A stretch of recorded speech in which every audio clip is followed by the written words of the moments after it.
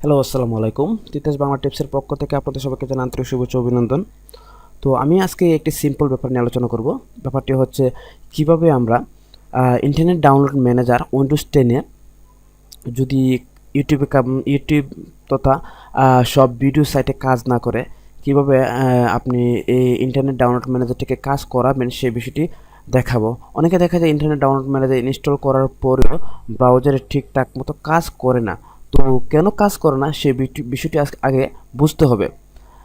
দেখা যাচ্ছে আমরা যখন ইন্টারনেট ডাউনলোড ম্যানেজারগুলো ইনস্টল করার পর সেটা এক্সটেনশনে পুরোপুরি সেট আপ করা থাকে না, যার ফলে ইউটিউবে বা বিভিন্ন সোশ্যাল সাইটগুলোতে বা ভিডিও সাইটগুলোতে কি আইডিএম ঠিকঠাক মতো কাজ করে না। তো সেক্ষেত্রে আমাদেরকে যা করতে হবে, প্রথমে আপনার মজিলা ফায়ারফক্স বা গুগল ক্রোমে যাবেন।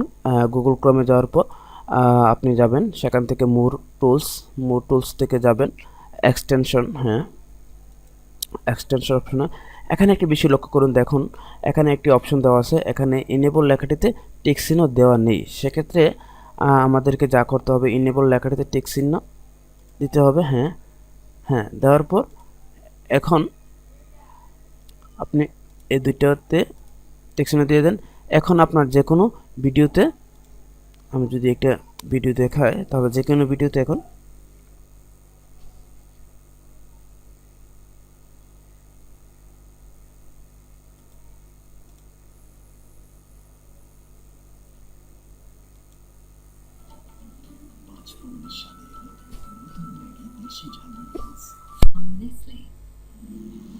হ্যাঁ, এই যে দেখতে পাচ্ছেন, এই যে দেখতে পাচ্ছেন ইন্টারনেট ডাউনলোড ম্যানেজারটি ঠিকঠাকভাবে শো করছে। তো এইভাবে আপনি আপনার প্রবলেমগুলো সলভ করতে পারেন। ধন্যবাদ সবাইকে, ভালো থাকবেন।